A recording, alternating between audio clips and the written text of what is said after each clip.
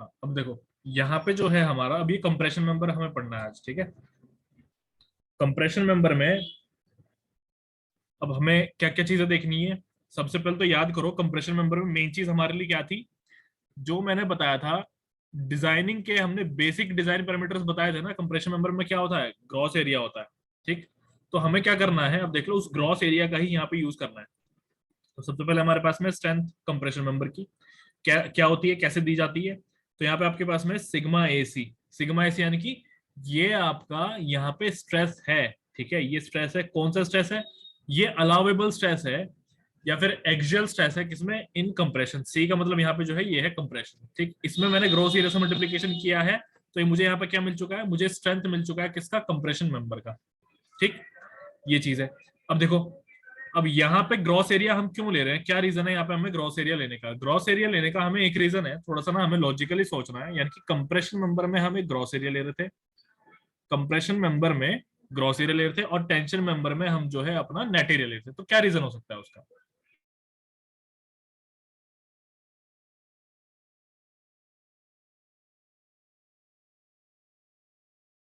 यहाँ पे gross area था और टेंशन मेंबर में नेट एरिया था। तो देखो होता क्या है एक्चुअली में, जो यहाँ पे तुम्हारे स्पेसेस होंगे वो स्पेसेस किससे फिल्ड है, ये देख लो यहाँ पे जो स्पेस है इस तरीके से, ये स्पेस किस तरीके से फिल्ड है, यहाँ पे या तो बोल्ट है या फिर यहाँ पे रिवेट है। तो जब कंप्रेसिव फोर्स लग रहा होता है ऊपर से, तो वो फोर्स जो है यहाँ भी लगता है, यानी कि इन रिवेट्स या फिर बोल्ट्स के ऊपर भी लगता है। तो एक तरीके से जो हमारा ओवरऑल एरिया हुआ जिसपे इम्पैक्ट हो रहा है, वो तो ये सारा ही हुआ ना। ये रीजन है यहाँ पे। तो इस वजह से ही हम यहाँ पे क्या करते हैं, हम यहाँ पे क्या लेते हैं, ग्रॉस एरिया लेते हैं। तो ये रीजन मैंने यहाँ पे लिखा हुआ है, बिकॉज मेंबर में जब कंप्रेसिव लोड आएगा तो रिवेट्स भी लोड बियर करेंगी। ये चीज मैंने यहाँ पे लिखी हुई है। उसके बाद देखो यहाँ पे, अब मैंने तुम लोगों को परमिसिबल स्ट्रेसेस जो है बता दिए थे, फॉर्मूले मैंने बताए थे। तो यहाँ पे कंप्रेशन में 0.6 FY हमारा फॉर्मूला होता है। ठीक। अब रीजन क्या है, एक चीज और बताता हूं मैं। अगर तुम इस वैल्यू को लेते हो तो होता क्या है कि कंप्रेशन मेंबर में ना बकलिंग होनी शुरू हो जाती है। जैसे ही तुमने ये वैल्यू को लिया तो कंप्रेशन मेंबर में बकलिंग होनी शुरू हो गई। तो फिर तुम्हें अब यहाँ पे क्या करना है, तुम्हें यहाँ ये वैल्यू को चेंज करना है, यानी कि सिग्मा एसी का वैल्यू जो है वो चेंज करना है। तो यहाँ पे हमने नया फॉर्मूला यहाँ पे निकाला, क्या निकाला कि एक तो 0.6 FY है, ठीक है, ये तो रहेगा। दूसरा फॉर्मूला ये है यहाँ पे, ये जो आप लोगों के सामने, ये है सिग्मा सी सी अपॉन सिग्मा सी सी की पावर एन प्लस FY की पावर एन, और इसकी overall power 1/n into into 0.6 FY। ये हमने फॉर्मूला जो है एक और निकाला। अब यहाँ पे क्या होगा, एक वैल्यू सॉल्व करके ये आएगी और एक वैल्यू इस सेकंड वाले फॉर्मूले से आएगी सॉल्व करके। ठीक।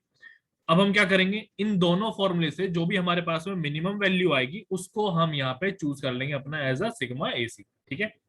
अब यहाँ पे जो एन हम ले रहे हैं, इसकी वैल्यू होती है 1.4। ठीक है, इसकी एन की वैल्यू क्या होती है, 1.4 होती है। अब ये जो आप सिग्मा सीसी यहाँ पे देख रहे हो, ये जो सिग्मा सीसी ऊपर लिखा हुआ है, ये सिग्मा सीसी होता है हमारा क्या, यूलर स्ट्रेस। क्या होता है, ये यूलर स्ट्रेस होता है। ठीक। अब देखो एक चीज और, यहाँ पे जो मैंने कोड ए लिखा हुआ है, ये क्यों लिखा है, जैसे मैंने तुम लोगों को एक बार बताया था कि ये सब चीजें मैं कब लिखता हूँ, लाइक यहाँ पे कोड ए लिखा हुआ है, तो ये सब मैं यहाँ पे क्यों लिखता हूँ। यहाँ पे मैं ये सब चीजें इसलिए लिखता हूँ बिकॉज इसका रिलेशन, यानी कि इस वाले फॉर्मूले का रिलेशन आगे कहीं आने वाला है जो कि नीचे है। तो मुझे पता चल जाता है कि अच्छा जब मैं न्यूमेरिकल करूंगा कोई भी सॉल्व, तो मैंने यही लैंग्वेज वहां पे भी लिखा होगा। कोई भी न्यूमेरिकल में सॉल्व कर रहा हूँ वहां पे मैं कोड ए इस तरीके से लिख दूंगा। तो मुझे अचानक वो कोड ए देख करके ध्यान आ जाता है, अच्छा ये कहीं ना कहीं पीछे फॉर्मूला था मेरा, उसका यूज यहाँ पे किया गया है। ठीक है, तो मुझे आइडिया लग जाता है। तो इस तरीके से तुम लोग भी किया करो। ठीक, तो ये चीज है। अब यहाँ पे सिग्मा सी हमारा क्या है, यूलर स्ट्रेस है। अब ये देखो यूलर स्ट्रेस कैसे निकाला जाएगा। अब ये स्ट्रेस का तो एक ही फॉर्मूला होता है, स्ट्रेस का फॉर्मूला होता है लोड अपॉन एरिया, है ना, ये फॉर्मूला होता है। तो यानी कि यूलर्स स्ट्रेस है तो फिर ये हमारे पास में क्या होगा, ऊपर यूलर्स लोड हो जाएगा, ये होगा हमारा यूलर्स लोड। इसको हम डिवाइड करेंगे किससे, एरिया से। ठीक। अब देखो, तो यहाँ पे यूलर्स लोड का क्या फॉर्मूला होता है, यूलर्स लोड का फॉर्मूला हमारे सामने है ये रहा, पाई स्क्वायर ई आई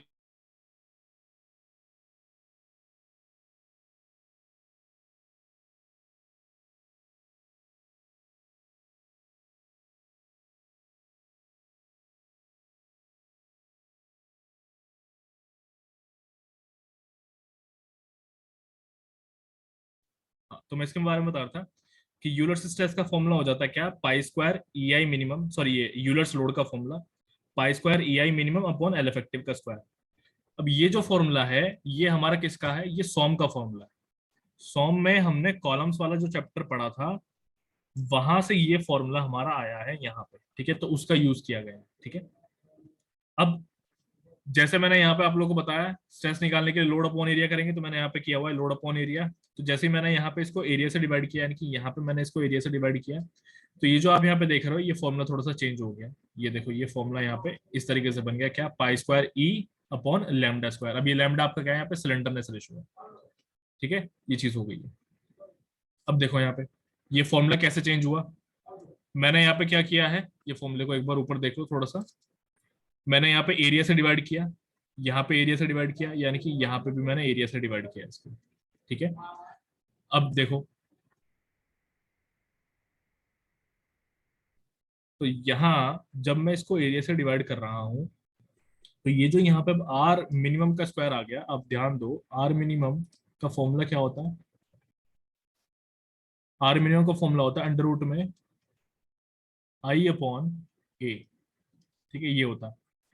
तो यहाँ पे यानी कि एक तरीके से आर स्क्वायर मिनिमम का फॉर्मूला हमारा क्या हो गया, आई अपॉन ए हो गया। तो यहाँ पे अब देखो ऊपर में आई था ना ऑलरेडी, इसको इधर बता देता हूँ, P E upon A equals to pi square E I upon L effective का स्क्वायर इंटू ए, ये चीज है। तो ये जो इतना पार्ट यहाँ पे बन रहा है ये हमारा यहाँ पे क्या हो चुका है, ये हो चुका है आर स्क्वायर मिनिमम, ठीक है, तो मैं इसको यहाँ पे मेंशन कर दूंगा ऊपर, ये हो चुका है पाई स्क्वायर ई आर मिनिमम का स्क्वायर अपॉन में ये हो गया यहाँ पे एल इफेक्टिव का स्क्वायर। अब ध्यान दो लैम्डा यानी कि सिलेंडरनेस रेशियो का फॉर्मूला क्या था, L effective upon I minimum, sorry R minimum था। तो ये जो है यहाँ पे अब ये क्या बन रहा है, ये बन गया फिर पाई स्क्वायर ई अपॉन में लैम्डा स्क्वायर। तो ये फॉर्मूला बन गया जो कि यहाँ पे है आपके सामने, ये रहा फॉर्मूला। तो इस तरीके से फॉर्मूला हमारा बना हुआ है, ठीक है। अभी देखो तो इसके बाद हमारे पास में यहाँ पे कौन सी चीजें क्या है, जैसे कि एल इफेक्टिव आप देख रहे हो, ये क्या हमारा इफेक्टिव लेंथ है कॉलम का। इफेक्टिव लेंथ के बारे में भी हम लोग जानते हैं, हमने अपने आरसीसी में भी देखा था इफेक्टिव लेंथ का फॉर्मूला कैसे निकाले जाते हैं, कंडीशंस वहां पे हमने अपनी देखी थी सारी कॉलम्स चैप्टर में। तो जिनको नहीं पता है हमारा एल इफेक्टिव का वैल्यू, तो वहां पे आरसीसी का जो कॉलम्स वाला लेक्चर है वो एक बार जाकर के देख लेना। ऐसे ही सॉम में भी मैंने कुछ कुछ वैल्यूज बताई हुई हैं एल इफेक्टिव के लिए, वहां पे भी जो हमारा कॉलम्स वाला चैप्टर है वो देख सकते हो, वहां पे वैल्यूज मिल जाएंगी। तो एल इफेक्टिव हमारा क्या है, इफेक्टिव लेंथ है कॉलम का, या फिर ये डिस्टेंस है किन के बीच का, ये जो हमारे पॉइंट ऑफ कॉन्ट्राफ्लेक्चर होते हैं उनके बीच का। पॉइंट ऑफ कॉन्ट्राफ्लेक्चर क्या होता है, एक ऐसा पॉइंट जहां पे आपका बेंडिंग मोमेंट क्या होता है, जीरो होता है। जैसे कि आप यहाँ पे देख पाएंगे, यहाँ पे इस जगह पे बेंडिंग मोमेंट जीरो, यहाँ पे इस जगह पे ऐसी बेंडिंग मोमेंट हमारा जीरो। तो ये यहाँ तक का जो डिस्टेंस है, यहाँ से यहाँ तक का, ये आपका एल इफेक्टिव है, ये चीज।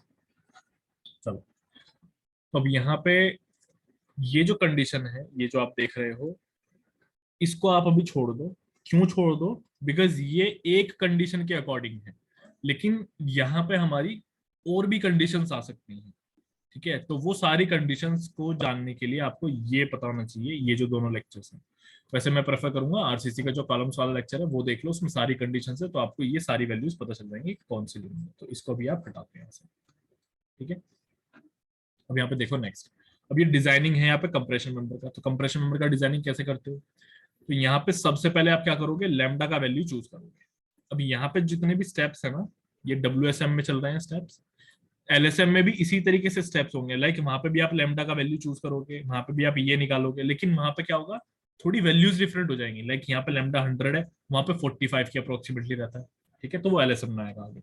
स्टेप्स सारे सेम रहेंगे, तो ये स्टेप्स हम एक बार सीख लेते हैं, तो एलएसएम में हमें ईजी हो जाएगा याद करना।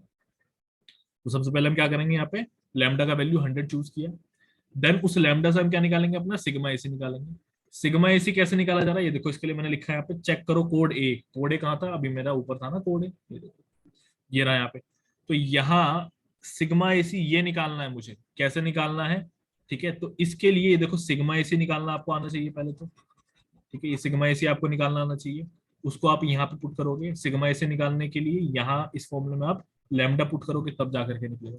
तो वही चीज यहाँ पे कह रहे हैं कि पहले स्टेप में हमने क्या चूज किया, लैम्डा को चूज किया है, और उसको मैंने यहाँ पे पुट कर दिया, तो मुझे सिग्मा एसी मिलता है। अब सिग्मा एसी आ चुका है, तो मैं क्या करूंगा, अपना ए रिक्वायर्ड निकाल लूंगा। ठीक, ए रिक्वायर्ड निकालने के बाद में मैं अपना एक ऐसा सेक्शन चूज करूंगा जिसका एरिया इससे ज्यादा होगा। ठीक है, ए रिक्वायर्ड से ज्यादा होगा। और ये कैसे होगा, ये स्टील टेबल से होगा, मैंने कल भी बताया था कि स्टील टेबल से हम लोग चेक कर लेते हैं। अब देखो आगे, और हमें कौन सा एरिया चूज करना है, उसको याद रखना है। हमें ऐसा एरिया चूज करना है जिसका आर मिनिमम सबसे ज्यादा होगा। ठीक है ना, उससे हमें बेनिफिट क्या होगा, जितना ज्यादा आर मिनिमम उतना कम सिलेंडरनेस रेशो होगा, यानी कि बकलिंग या फिर हम कह सकते हैं कि फेलियर के चांसेस उतने ही कम हो जाएंगे। अब यहाँ पे आपने एरिया चूज कर लिया, आपने कोई भी सेक्शन एक चूज कर लिया जिसका एक क्या है, एरिया है, जिसका एक आर मिनिमम का वैल्यू है। अब आप क्या करोगे, ये आर मिनिमम से अब आप लैम्डा कैलकुलेट करोगे। तो नेक्स्ट स्टेप आपका क्या हो जाएगा, कैलकुलेट लैम्डा यानी कि सिलेंडरनेस रेशियो, जो कि होगा L effective upon R minimum. ठीक, अब आपको क्या करना है, लैम्डा आप निकाल चुके हैं, आपको फिर से ये वाले स्टेप्स फॉलो करने हैं। यहाँ इसको निकालने के बाद स्ट्रेस निकालो, फिर एरिया निकालो। ठीक है, ये सब चीज निकालो। देखो यहाँ पे तो स्ट्रेस निकाला, फिर मैंने क्या किया, यहाँ पे लोड निकाल लिया। अब देखो, लोड निकालने के बाद में मुझे यहाँ पे क्या मिल जाएगा, मैं यहाँ पे ये चेक करूंगा कि जो मेरा अभी फिलहाल में लोड आया है, ये अगर अप्लाइड लोड से ज्यादा है तो मैंने जो बनाया है वो सही बनाया है, जो मेरा कॉलम है वो सही बना है। ठीक है, ये चीज हो जाएगी यहाँ पे। अब यहाँ पे जब हम इसको चेक कर चुके होंगे, मान लो ये हमारा गलत आ जाता है, वैसे तो आएगा नहीं, कभी भी गलत नहीं आएगा। ठीक है, क्यों गलत नहीं आएगा, अगर आपने यहाँ पे ये कंडीशंस को फॉलो किया। कौन सी कंडीशंस को, यानी कि आपका आर मिनिमम जो है वो बहुत ज्यादा है। ठीक है, तो आपका कभी भी गलत नहीं आएगा। ठीक, अब देखो आगे, आपका जो लैम्डा है, यहाँ पे एक चीज का ध्यान रखना, नोट करके मैंने लिखा हुआ है कि जो आपने यहाँ पे लैम्डा कैलकुलेट किया है, अब ये जो आपने यहाँ पे लैम्डा कैलकुलेट किया है ना, अगर ये लैम्डा की कैलकुलेट हुई वैल्यू आपके शुरू में जो आपने लैम्डा की वैल्यू चूज की थी, कौन सी वैल्यू की बात कर रहा हूँ, ये तो कहना, यहाँ पे जो आपने लैम्डा कैलकुलेट किया ये वाला, अगर ये कैलकुलेटेड लैम्डा यहाँ पे चूजन लैम्डा से यानी कि स्टेप वन में जो हमारा लैम्डा चूज किया गया इससे अगर कम है, तो आपका सॉल्यूशन एकदम सही जा रहा है। ठीक है, इस बात को याद रखना, तो वो मैंने यहाँ पे नोट करके लिखा हुआ है। ठीक है, ये देखो, if lambda calculated in step 5 is less than lambda chosen in step 1 then it is safe. ठीक है, इस चीज को याद रखना। चलो अब देखो, बिल्टअप कॉलम क्या होता है। अब बिल्टअप कॉलम के बारे में आप लोगों को बता दूं, जैसे कि मैंने आप लोगों को बताया था, बिल्टअप कॉलम जो है ये एक तरीके से बिल्टअप सेक्शन की तरह है। ठीक है, किसकी तरह है, बिल्टअप सेक्शन की तरह। अब बिल्टअप सेक्शंस क्या होते हैं, जैसे कि मैंने आप लोगों को बताया था बिल्टअप सेक्शन के बारे में, कि बहुत बार जो साइज का हमें सेक्शन चाहिए होता है वो सेक्शन अगर नहीं मिलता। ठीक है, मान लो हमें एक बड़ा सा सेक्शन चाहिए, मतलब बहुत बड़ा सा साइज है उसका, वो हमें चाहिए।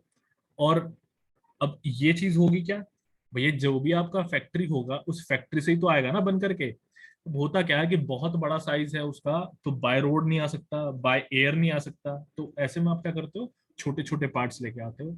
उन छोटे छोटे पार्ट्स को साइट पे इकट्ठा करते हो और साइट पे जोड़ करके एक सेक्शन बना देते हो, जो भी साइज आपको चाहिए होता है, तो वो आपको बिल्टअप सेक्शन बनाता है। तो ऐसे ही यहाँ पे आपका बिल्टअप कॉलम भी होता है।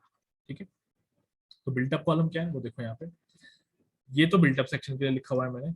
ये देखो यहाँ पे हमारा जो मोमेंट ऑफ इनर्शिया होता है वो क्या होता है, मिनिमम होता है, किसमें, रेक्टेंगुलर सेक्शन में। अब सुन लो ये चीज क्या है, यहाँ पे बिल्टअप सेक्शन का हमें फायदा ये हो जाता है, यानी कि बिल्टअप कॉलम का फायदा में ये हो जाता है कि हम अपनी मर्जी से जो उसका मोमेंट ऑफ इनर्शिया है वो चूज कर सकते हैं।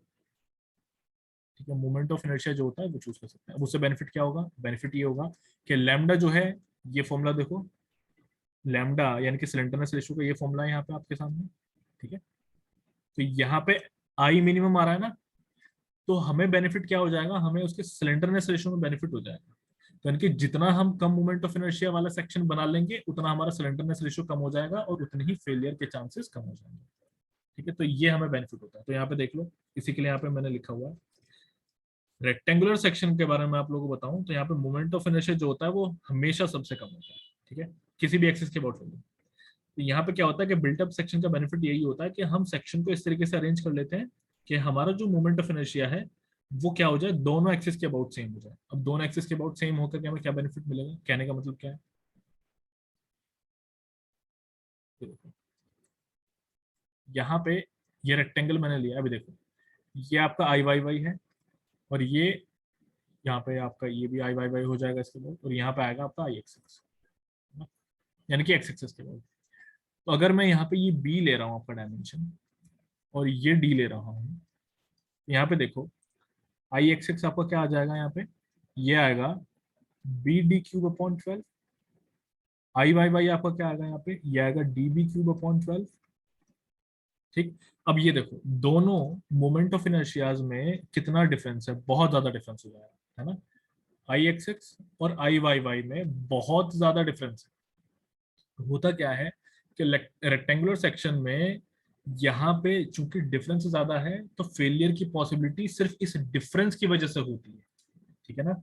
तो हमें क्या करना होता है, हमें ऐसे भी एक सेक्शन बनाना होता है कि जिसमें हमारा मोमेंट ऑफ इनर्शिया तो कम हो ही, साथ साथ उनका दोनों एक्सिस के अबाउट जो डिफरेंस है वो भी कम से कम हो, ठीक है ना। इस चीज को याद कर लेना। ये बात समझ पा रहे हो जो मैं बता रहा हूँ। अब ऐसा सेक्शन कौन सा होता है जिसका जो डिफरेंस है, यानी कि मोमेंट ऑफ इनर्शिया का डिफरेंस जो है दोनों एक्सिस के अबाउट वो सबसे कम है, तो वो होता है हमारा आई सेक्शन। हमारा वो आई सेक्शन होता है। तो इसी वजह से क्या होता है कि आई सेक्शन हमारा बेस्ट सेक्शन माना जाता है, ठीक है। तो इसी वजह से मोस्टली जो सेक्शंस बनते हैं यहाँ पे आई सेक्शन बनाए जाते हैं। तो इस बात को याद रखना। अब आगे देखो। अब यहाँ पे मान लो ये जो आपके सामने अब ये वाला एग्जांपल आप यहाँ पे देख रहे हो, ये जो आप देख रहे हो ये आपका एक बिल्टअप सेक्शन है, बिल्टअप कॉलम है, ठीक है। तो बिल्टअप कॉलम का मतलब क्या हुआ कि एक आई सेक्शन ये रहा यहाँ पे, एक आई सेक्शन आपका ये रहा यहाँ पे। आई सेक्शन लेने का रीजन आई होप आप लोगों को भी समझ आ गया होगा, मैंने बता दिया कि उसका डिफरेंस जो होता है वो एकदम मिनिमल होता है दोनों एक्सिस के बाद। तो हमने यहाँ पे आई सेक्शंस लिए इसी वजह से। अब आई सेक्शंस को कुछ दूरी पर प्लेस किया जाएगा, ठीक है, क्योंकि आप क्या बना रहे हो, कॉलम बना रहे हो ना। तो कॉलम के लिए ये देखो ये इस तरीके से कॉलम आपका बनता है, ये इस तरीके से काम करेगा, ये बन गया आपका कॉलम, ठीक है। अब देखो, तो आप उसको कुछ डिस्टेंस पे जो है रखोगे। अब होता क्या है कि ये जो डिस्टेंस है, ये जो यहाँ पे डी आप देख पा रहे हो, जो मैंने अभी डी को मार्क किया है, ये ऐसे ही जो एक्स आपके सामने है यहाँ पे, ये सब वैल्यूज आपको पता होनी चाहिए, ताकि आपका जो अब बिल्डअप कॉलम बन रहा है वो सही से बने, ठीक है। तो इसके लिए आप यहाँ पे क्या करते हो, तो देखो यहाँ पे हमें क्या करना है, सेंटर टू सेंटर, हमें क्या करना है यहाँ पे, सेंटर टू सेंटर डिस्टेंस जो है वो कैलकुलेट करना है, ठीक है। सेंटर टू सेंटर डिस्टेंस कहाँ से, ये देखो यहाँ से, ऐसे ही यहाँ से सेंटर टू सेंटर डिस्टेंस को हमें कैलकुलेट करना है, ठीक है। तो यानी कि हमें डी को कैलकुलेट करना होता है। अब यहाँ पे ये चीज लिखी है, we have to calculate the centre to centre distance of separation for placing both the sections, that is D. अब ये जो आप देख रहे हो अभी, ये ओरिएंटेशन इस तरीके से है, ठीक है। तो यहाँ पे अब डी को कैसे निकाला जाए वो आप लोगों को बता देता हूँ। तो यहाँ पे इस जगह से हमारा ये डिस्टेंस है एक एक्स, जो आप देख पा रहे हो, ये रहा एक्स, ये रहा यहाँ पे एक्स। तो एक तरीके से डी आपका क्या है, यहाँ पे डी जो है वो है 2x, ये आप लोग देख ही पा रहे हो। तो अब यहाँ पे हम यही निकालेंगे। तो यहाँ पे क्या है, चूंकि आई सेक्शन के बारे में मैंने आप लोगों को बताया कि यहाँ पे डिफरेंस जो है वो मिनिमल होता है, तो इसी वजह से इसका आई एक्स एक्स और आई वाई वाई क्या हो गया, ऑलमोस्ट सेम हो गया, ठीक है। स्ट्रेंथ जो है वो सेम हो गई है इसी वजह से दोनों डायरेक्शन के अबाउट, ठीक। तो यहाँ पे देख लो आगे, तो आपका जो आई एक्स एक्स है वो क्या हो जाएगा, 2 आई एक्स हो जाएगा। क्यों हुआ है ये, क्योंकि मैंने दोनों का ऐड कर दिया। देखो यहाँ पे था इसका आई एक्स एक्स, इस दूसरे वाले का भी क्या था, आई एक्स एक्स था, तो इन दोनों को मैंने ऐड कर दिया। तो जो मेरा आई एक्स एक्स है वो यहाँ पे क्या हो गया, 2 आई एक्स हो गया, दोनों को मैंने ऐड कर दिया।